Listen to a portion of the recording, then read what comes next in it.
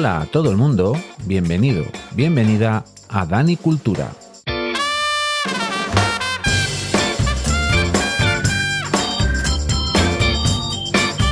El podcast que, con una visión permacultural, va a tratar diferentes temas que seguro que te van a interesar.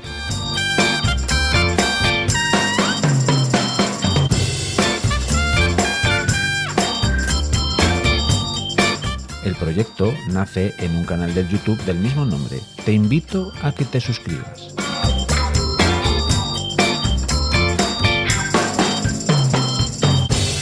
Espero que estéis muy a gusto y vamos allá.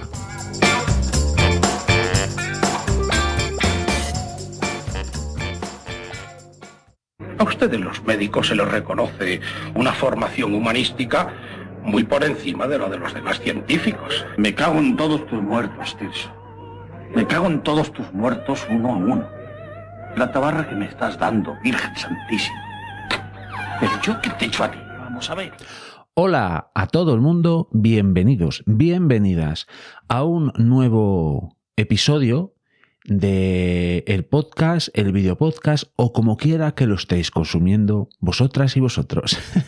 Ya sabéis que esta parte del proyecto de Dani Cultura forma parte de este videopodcast. Bueno, videopodcast al final es un videopodcast. Es un videopodcast, pero bueno, no hay mucha elaboración en lo que es el vídeo por si solo lo estás escuchando y tienes curiosidad. Aunque te invito a que vayas al canal del YouTube, a suscribirte, darle al like y compartir. Y comentar sobre todo. Este momento de autopublicidad.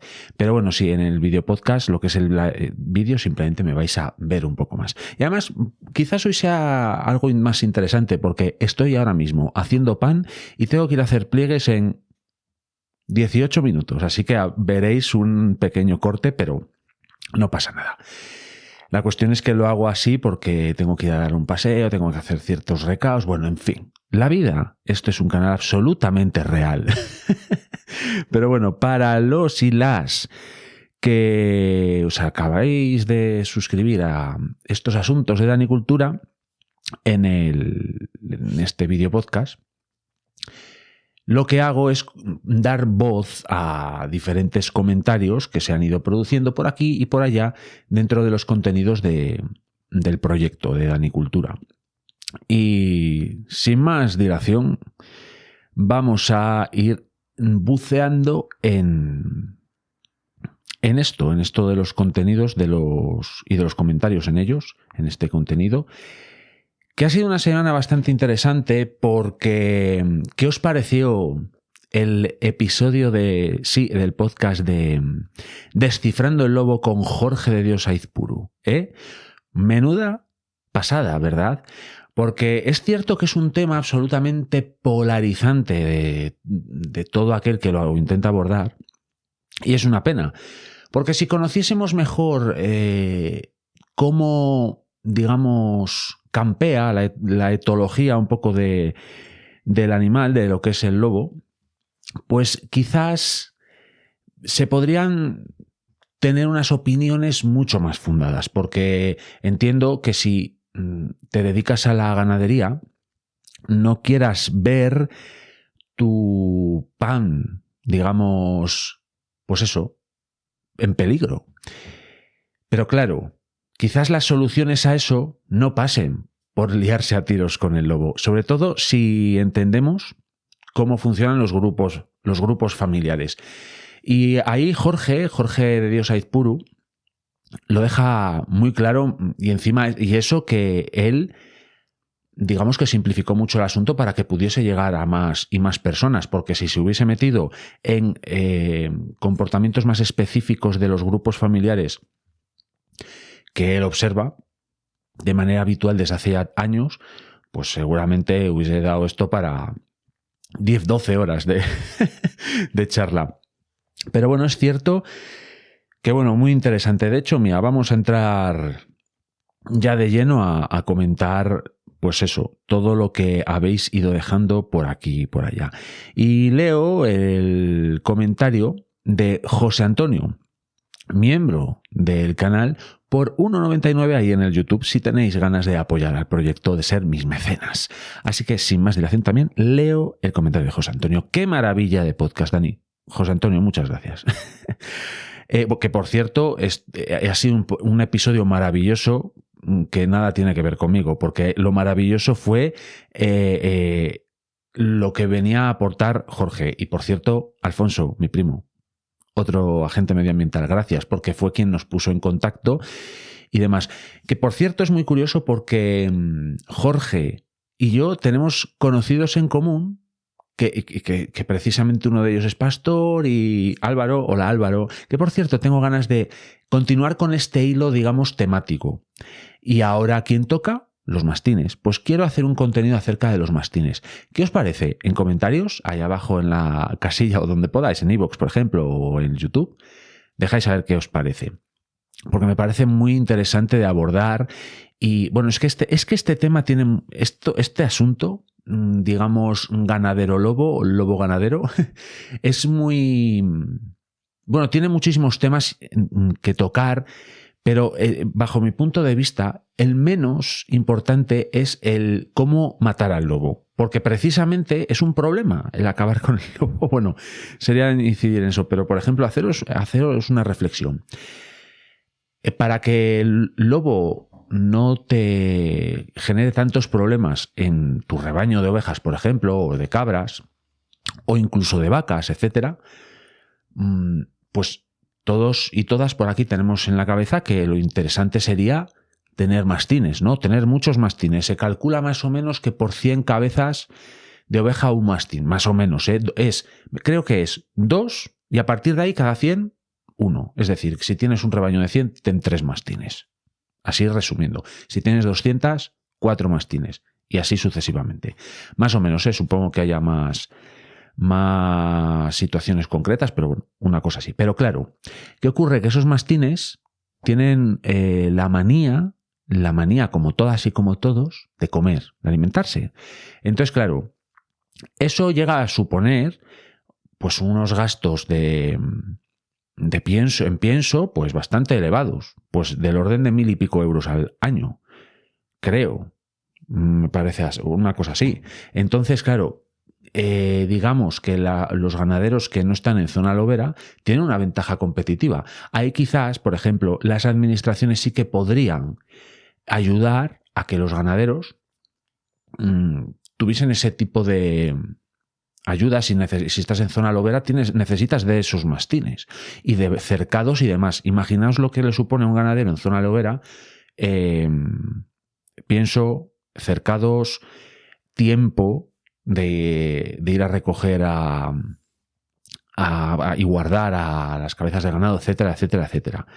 Quiero decir, ya hay una ventaja competitiva en las personas, con los ganaderos y ganaderas que no están en zona lobera, ¿no? Pues ahí quizás habría que perfilar ciertos asuntos. Como veis, hay muchísimos aspectos a tratar en este asunto, pero el menos importante, o sea, el que debería de ser casi residual, por decir mejor que no debería de existir, es cómo matar a los lobos. O sea, eso creo que no es la solución. Bueno, eso no es la solución. Me reafirmo. Pero voy a seguir con tu comentario, José Antonio, porque me lío. Continúo. Ha sido interesantísima la charla con Jorge. Hemos aprendido un montón de cosas sobre los lobos. Los que nos hemos criado viendo El hombre y la tierra, que por cierto, y hago aquí otro paréntesis, id a escuchar, esto se va a publicar mañana porque hoy es viernes, mañana sábado. Pues sí, el del domingo anterior, el episodio del Bosque Habitado de Radio 3 está genial. Os lo recomiendo, id a escucharlo. Continúo con el comentario. Los que nos hemos criado viendo El hombre y la tierra tenemos al lobo como un símbolo de la protección y la conservación de la naturaleza, gracias a Félix, que transformó la imagen que teníamos de este animal para siempre. Pero está claro que hay que buscar un equilibrio sostenible entre todas las partes afectadas para que el lobo pueda hacer su papel de regulador de ecosistemas y los ganaderos tengan sus compensaciones en un tiempo razonable. Jorge ha tocado todos los temas con mucho conocimiento de causa y ha sido genial. Nos ha encantado. Muchas gracias, Ani. Muchas gracias a ti, José Antonio, porque cierto, yo firmo debajo de tu comentario todo lo que aportas. Y es verdad que una de las cosas muy interesantes de la entrevista con Jorge es que él es agente medioambiental. Entonces está encima en una zona llena de ganaderos, ganaderas y de lobos. Entonces tiene, digamos, contacto con las dos partes implicadas en este conflicto. Que, por cierto, hay cosas que deberíamos también de reflexionar, como es el caso del lobo. O sea, llevamos pastoreando animales, ¿cuánto? 10.000 años, redondeando, 10.000, 12.000 años, desde el Paleolítico. Cuando se retiró la última glaciación ya empezamos ahí al tema del pastoreo, más o menos. Llevamos con este asunto sin solucionarlo todo ese tiempo. Quizás es ahora que tenemos aún más conocimientos, mucha información, muchas ayudas incluso tecnológicas y demás, quizás sería buena idea el intentar convivir, no exterminar, ¿no? Bueno, en fin. Continuamos con más comentarios. Bueno, por aquí comenta Víctor Flores Creus. Hola, Víctor, que dice que fantástico. Es que ha sido un episodio por Jorge, insisto, Jorge de Dios, vamos, impresionante, impresionante. Comenta aquí también Antonio Hernández Cordero. Hola Dani, me ha encantado, fantástica charla de la que he aprendido muchísimo. Saludos desde las Islas Canarias. Saludos a ti también. Y una de las cosas, ya abriendo un poco más el foco, es que precisamente habéis visto que cada vez hay más contenido de naturaleza, de conservación, divulgación medioambiental, en definitiva. Y es que he pensado, bueno, por supuesto va a continuar la temática en el canal, sobre todo el YouTube, bueno, y cuando surja en el podcast también de huerto, porque tengo huerto, que no se os olvide. Lo que pasa que es verdad que llevo 3 semanas que no he podido ir por varias razones y una de ellas es que no ha parado de llover. Entonces, probablemente este domingo vaya a ver cómo va el tema y a preparar ciertas cosas. Bueno, he pensado que quizás, bajo mi punto de vista, es interesante que ciertas cosas que yo puedo tener un poco más cercanas, que yo vivo en la ciudad de León, o sea que tampoco es que tenga aquí al lado un bosque, así me entendéis, aunque bueno, a 25 minutos tengo un pinar en el que, bueno, ya habéis visto varios vídeos. Bueno, la cuestión es que he pensado que quizás el poder acercar ciertos hábitos que yo tengo, como ir al monte a caminar y todo esto, y todo lo que se ve allí, acercarlo a gente, a personas que no tengan habitualmente ese contacto con la naturaleza, puede ser de ayuda, porque como hace poco en un comentario aporté ahí a Antonio Chatolín, y él también apostilló otra cosa, yo creo que lo que no se ama no se puede proteger, no se puede cuidar.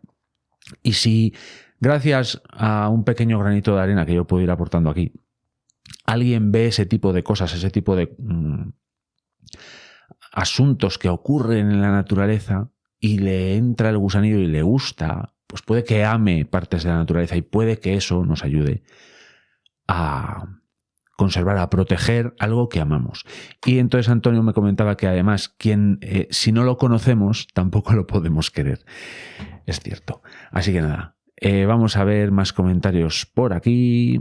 Por ejemplo, hay uno muy interesante, bueno, que Fototrampeo Cántabro, id a su canal, o sea, tiene un contenido apabullante.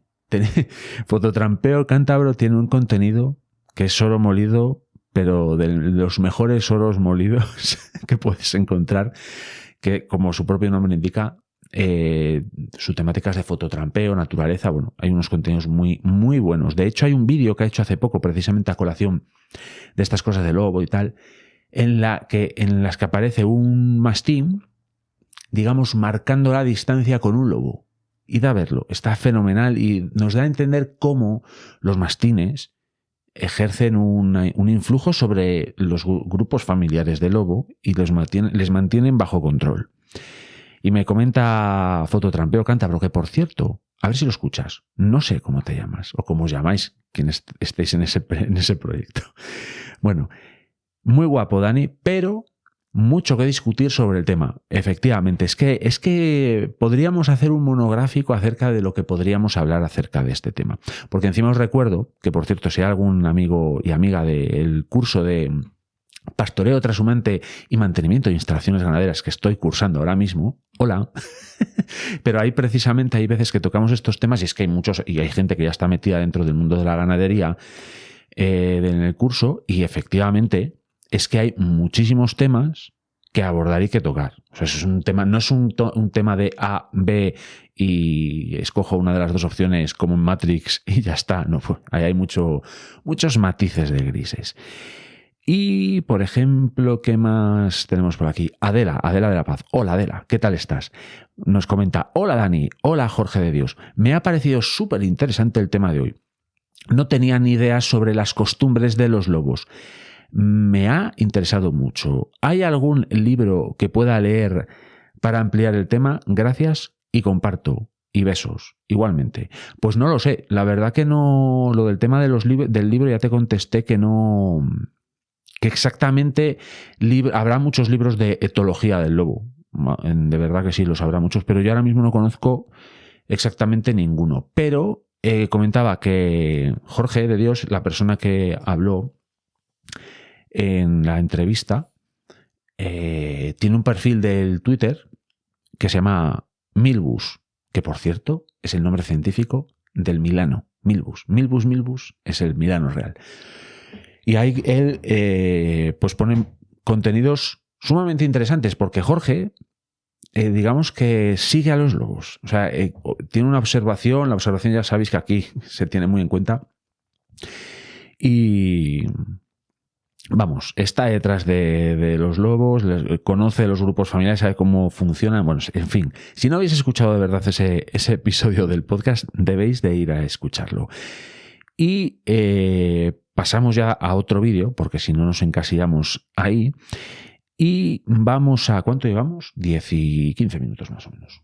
En 3 minutos voy a hacer unos pliegues al pan. De hecho, ¿sabéis lo que vamos a hacer? Os voy a poner unos consejos publicitarios y voy a hacer los pliegues y ya creo que me va a dar tiempo a hacer del tirón lo que resta de episodio. Vamos a escuchar esto.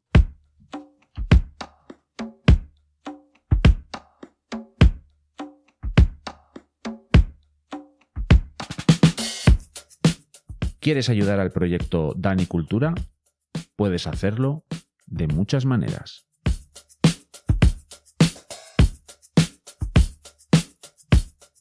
Comparte el contenido con toda tu comunidad. Comenta, interactúa. Por supuesto, suscríbete al proyecto y únete a la comunidad del Telegram.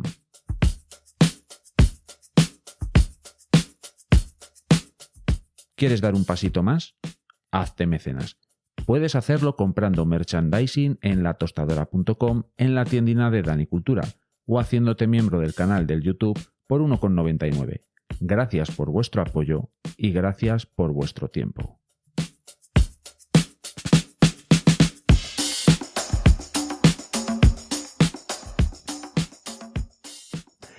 Lo dicho, todos esos comentarios, esos consejos que os doy son muy buenos, sobre todo para mí. Y espero que a vosotras y a vosotros os entretenga.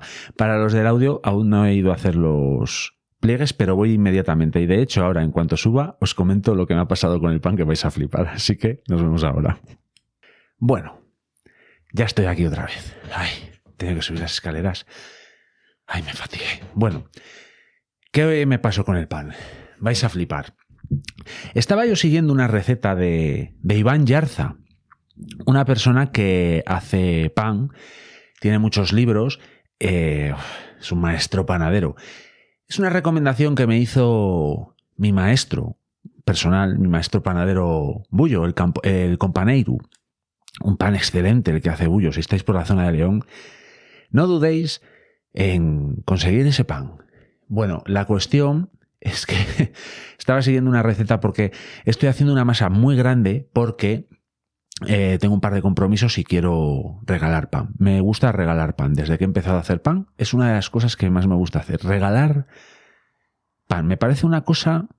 No sé si la gente lo entiende así, pero Pero yo lo hago a pesar de que la gente no lo entienda. Pero en ese, podríamos decir, en esa hogaza que yo hago, va encapsulada bastante cantidad de tiempo. Y entonces yo regalo con ese pan tiempo en realidad. Y un producto que realmente me queda bastante rico y bastante bueno.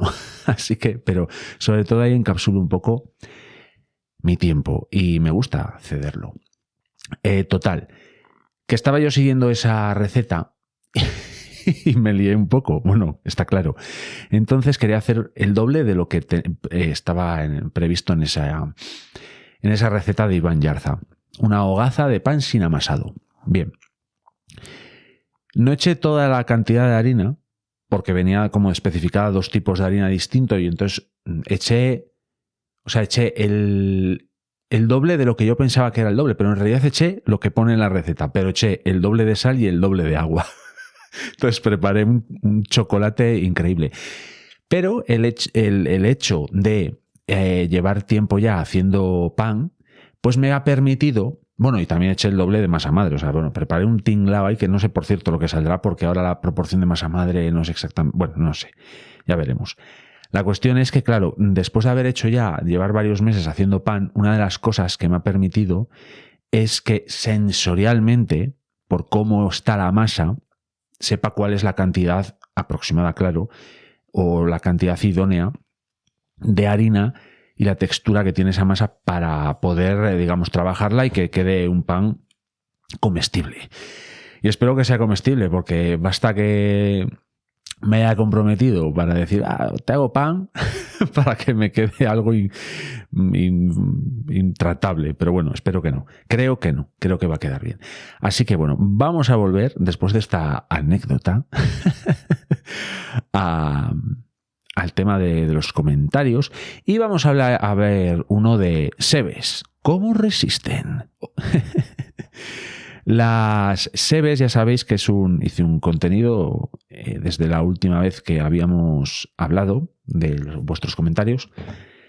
Y las Sebes, ya sabéis que es un seto vivo e intencional que, bueno, pues que tiene muchos beneficios ecosistémicos. Sirve precisamente para el ganado, para el ramoneo, que les va a aportar una serie de nutrientes muy interesantes que obtienen de ramonear. ¿Qué más? Retención de humedad, corredor biológico para la fauna silvestre, reservorio de insectos que van a redundar al final en nuestro beneficio, en fin.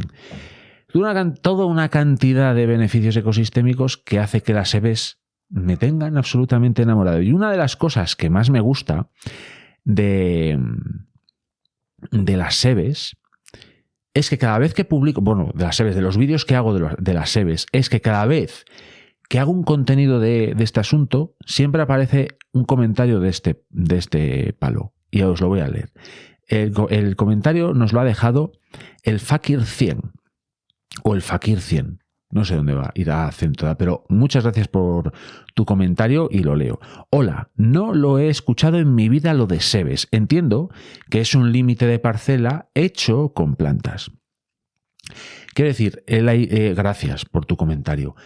Lo que quiero decir es que las Sebes son algo que realmente no es conocido, mucho más allá de León. He echado un traguito para los que solo lo estén escuchando.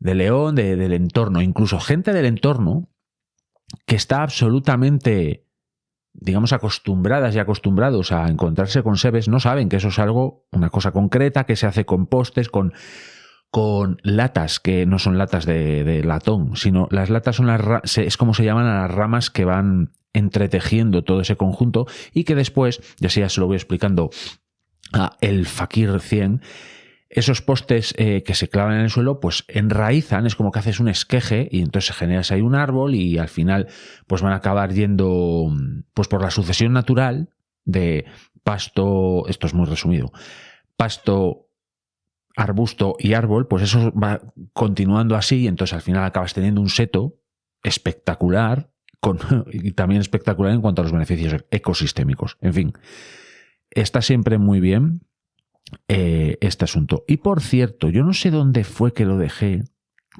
Bueno, Es que estoy viendo un comentario de La Abeja y el Druida, otro canal al que debéis, por supuesto, suscribiros. Habla, efectivamente, como os podéis imaginar, de abejas. Tiene colmenas y es un contenido el que tiene ahí pero que muy interesante. A mí personalmente me gusta mucho. Y nos comenta La Abeja y el Druida. Muy buenas, amigo Dani. Hoy me toca turno de noche y aquí disfrutando de tus charlas y paseos. A seguir disfrutando de esas emboscadas y a seguir divulgando esas colmenillas y poner un emoticono de corazones. Un fuerte abrazo, otro abrazo para ti.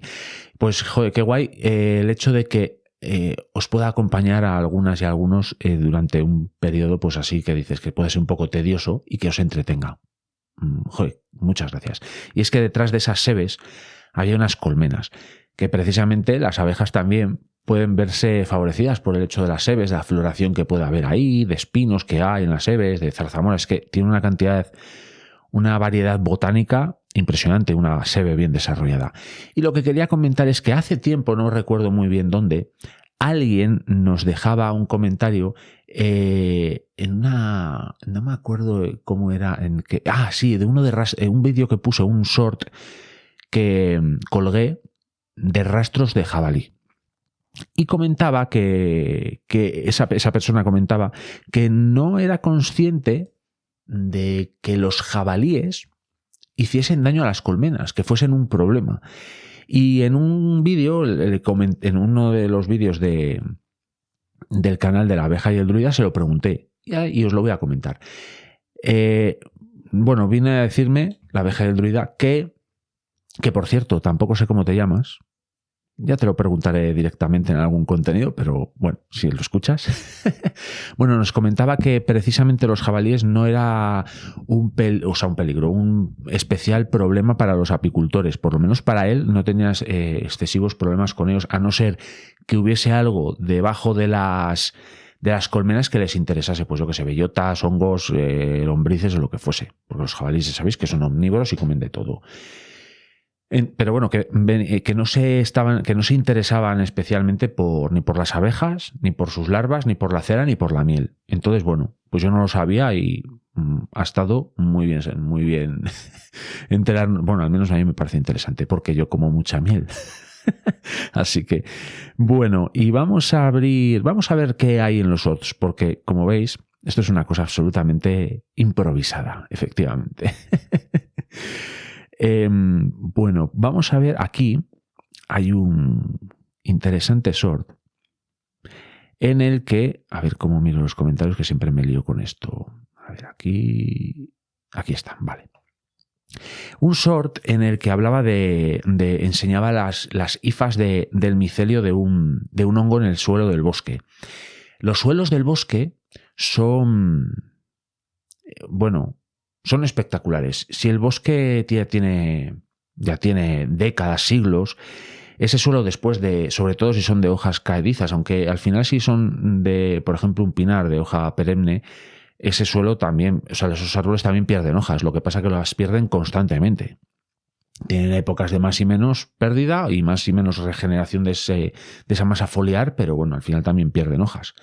La cuestión es que los bosques, al final, el suelo de ahí del bosque, pues imaginaos cómo está eso. Pues tiene cobertura siempre, el suelo está protegido, el suelo tiene mucha vida, muchos microorganismos y muchos hongos. Porque aparecen los hongos, ¿no? Pero los hongos dan muchísima estructura al suelo, conectan unas plantas con otras. ¿Cómo? Sí. Se les llama el Internet del bosque, para que os hagáis una idea. De hecho, esas hifas que aparecen en este short, son como, por decirlo así, son como las raíces del hongo. Cumplen otras funciones, pero bueno, en fin. Esas hifas son capaces de introducirse dentro de las raíces de las plantas. Sobre todo, podréis imaginaros que dentro de las raíces de las plantas más perennes como arbustos, árboles, etc. Bien, eso conecta unas plantas con otras e incluso a mucha más distancia. Evidentemente, porque pensad que la parte aérea de una planta más o menos es la misma cantidad, más o menos, de parte digamos, que hay de esa planta en el subsuelo. Es decir, si veis un árbol muy grande de, digamos, un diámetro de 10 metros, que ya es un cacho árbol, no tiene raíces que midan 50 metros, no. Más o menos tienen esa proporción, más o menos. La cuestión es que gracias a los hongos y a esas hifas que se introducen dentro de las propias raíces de esas plantas, son capaces de conseguir nutrientes, al final nutrientes, dicen que información, aunque esto no lo sé, pero bueno, dicen que sí, de mucha más distancia.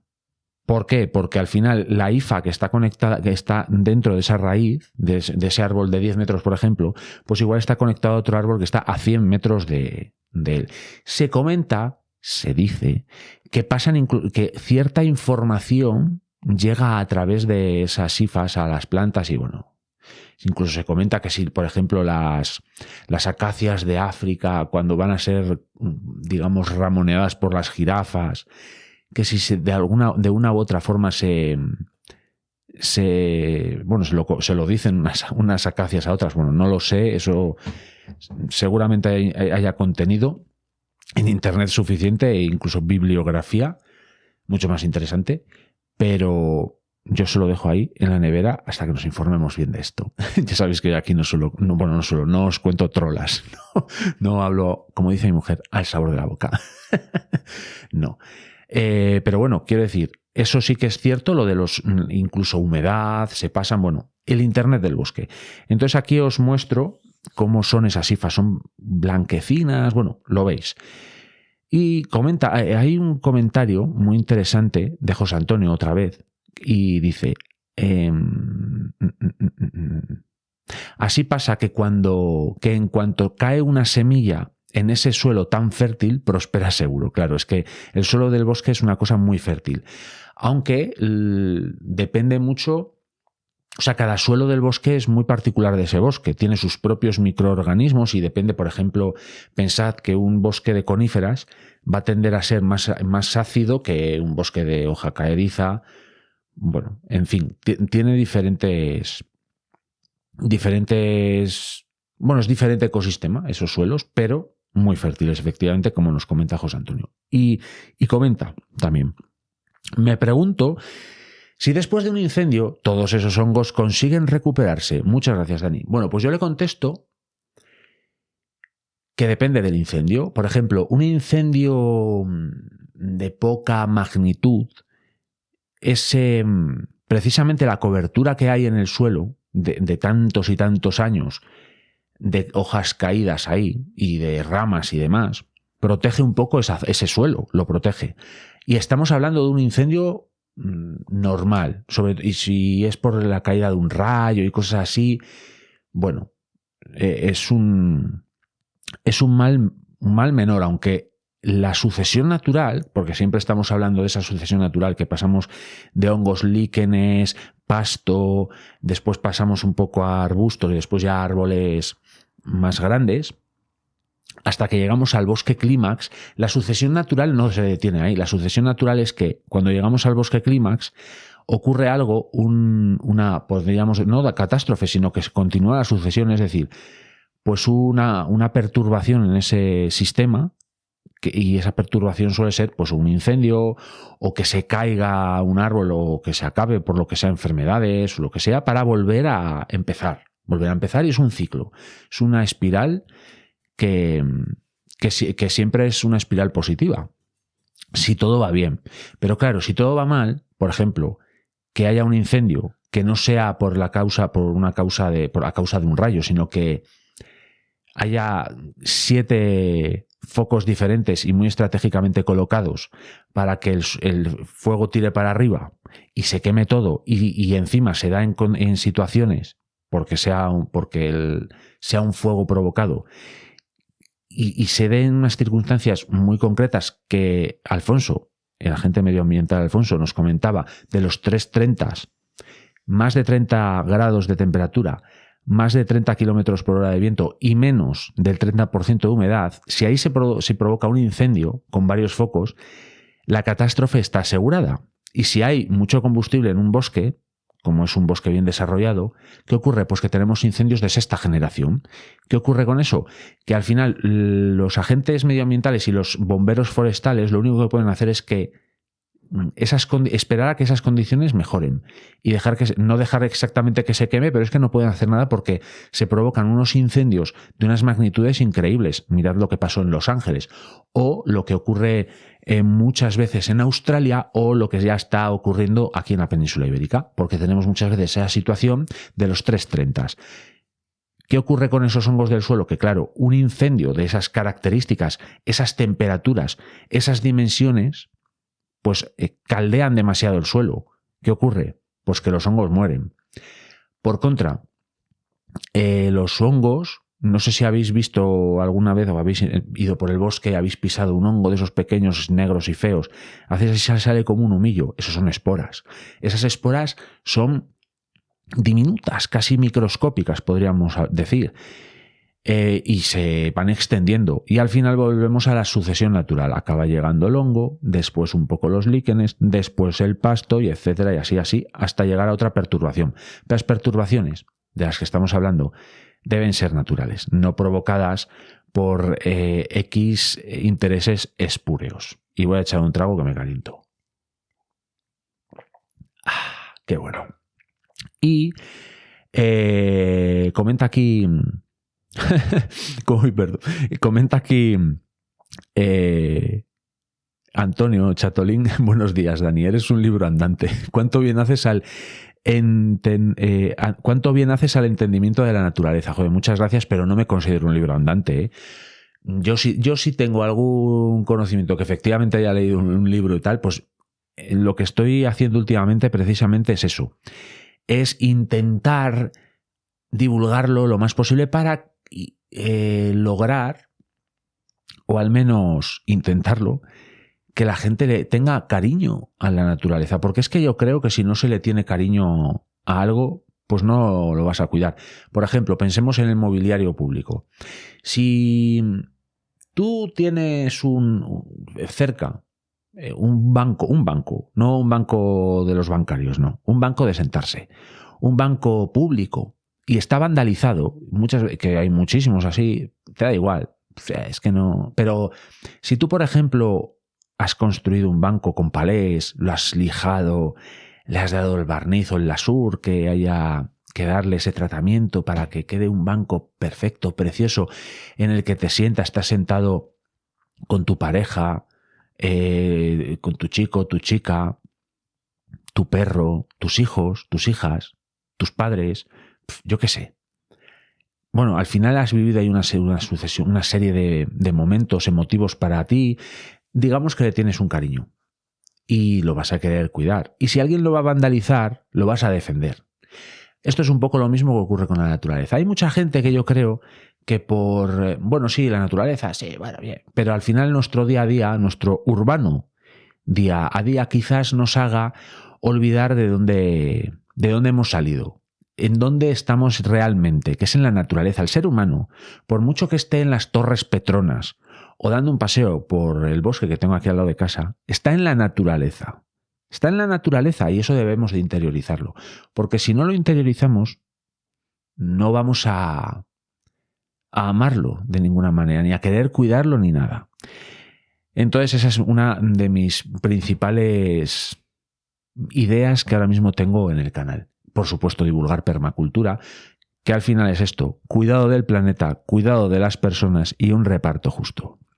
Si lo pensáis, la permacultura, esa pasión que yo tengo, ese proceso de diseño de sistemas humanos, que es la permacultura, pues digamos que está por todas partes. La permacultura, si tienes unas buenas prácticas, está por todas partes. Y eso es lo que yo quiero divulgar y eso es lo que yo quiero que entendáis un poco del contenido que veis aquí. Que si el cuidado del planeta, el cuidado de las personas y el reparto justo, que esto se entiende como dejar un mundo mejor a las generaciones venideras, se interiorizase dentro de nuestras cabezas, de nuestras actuales cabezas, todo marcharía muchísimo mejor.